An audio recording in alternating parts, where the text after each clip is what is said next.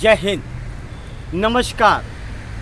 मुंबई से फिर एक बार आपके सामने बिंदास और बेबाक बोलने वाला, सदैव तत्पर देश हित में बात करने वाला मैं हूं रविंद्र जैन।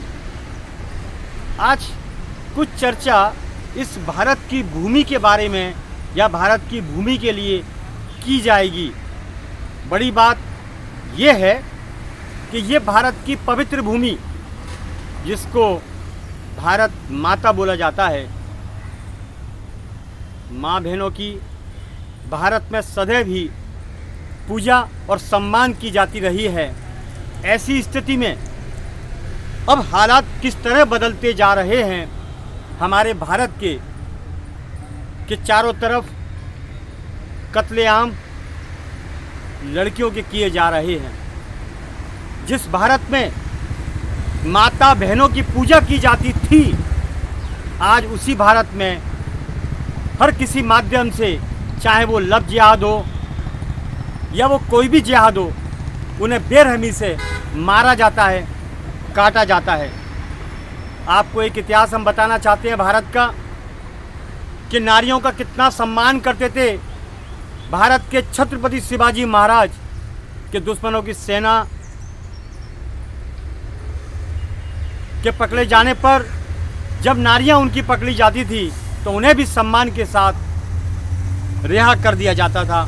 तो कितनी बड़ी बात है हमारे भारत के लिए, क्योंकि भारत की पवित्र मिट्टी का संस्कार और संस्कृति यही रही है कि नारी जननी है, उसका सम्मान करो। नारी एक बहन है, उसका सम्मान करो। नारी एक माँ है, उसका सम्मान करो। परंतु हालात ऐसे होते गए, जिस समय मुगल शासन था उस समय नारियों की हत्याएं की जाती थी।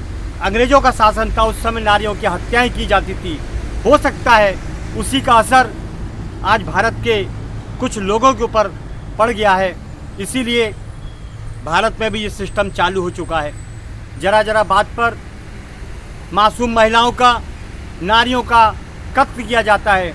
ये कायरता है, ये बहादुरी नहीं, ये बहुत बड़ी कायरता है। हम इस बात को मानने को तैयार नहीं हैं कि सच्चा हिंदुस्तानी कभी नारी पर हाथ नहीं उठाएगा।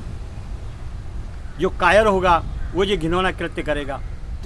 क्या करें, संस्कारों की कमी के चलते भारत मुगलों के कदमों पर चलना शुरू हो चुका है, जहां हर जगह लव जिहाद, ड्रग जिहाद, इस तरीके की घटनाएं भारत के अंदर आए दिन होती नज़र आती हैं। बड़ा अफसोस होता है, ये भारत योद्धाओं की मिट्टी से रंगा हुआ था, आज ड्रग्सियों से, लुटेरों से, ऐसे गंदे वातावरण से पूरा उलझ चुका है, जिसका सुलझना बहुत ज़रूरी है। मेरी विनती है बुद्धिमान लोगों से और देशभक्त नेताओं से कि आप वास्तव में सही तरीके से एक सिस्टम बनाइए, जो भारत की संस्कृति को जिंदा रखने की एक नई शुरुआत बनाइए। अपने सिस्टम को सुधारिए। जो सिस्टम ऊपर से नीचे तक, नीचे से ऊपर तक ज़्यादातर वसूली में लगा हुआ है, अपने कर्तव्य को खुलेआम नीलाम करने में लगा हुआ है, उस सिस्टम को सुधारने में लगाइए। वरना इतिहास ये बोलेगा कि जो भी नेता आया वो सिर्फ घर बनाने में, माल बनाने में और खुद को सजाने में लगा रहा।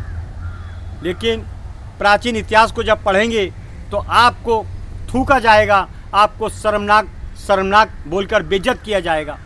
क्योंकि प्राचीन इतिहास के हर इतिहास की लाइन पर एक ही बात लिखी जाती है कि भारत के योद्धाओं ने सदैव नारी का सम्मान किया और भारत की धरती को बचाने के लिए अपने शर्म कर्म करवा लिए, खुद को मौत के गले लगा लिया। लेकिन आज के नेता इस सुंदर भारत को, इस वेद व्यास के भारत को, ऋषि किसी के भारत को ऐसी संस्कृति में झोंकने पर मजबूर हो चुके हैं, जहां पर शर्मनाक एक वातावरण बनने का माहौल पैदा होता गया।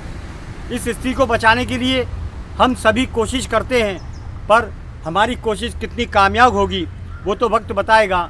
सत्ता और पावर पर बैठे हमारे देश के नेता और कानून व्यवस्था आखिर क्या करती है, इस बारे में हम चर्चा करते आए हैं, सदैव से चर्चा करते आए हैं। लेकिन इन लोगों की कान पर जू नहीं रेंगता, ये अपने हाल में मस्त रहते हैं।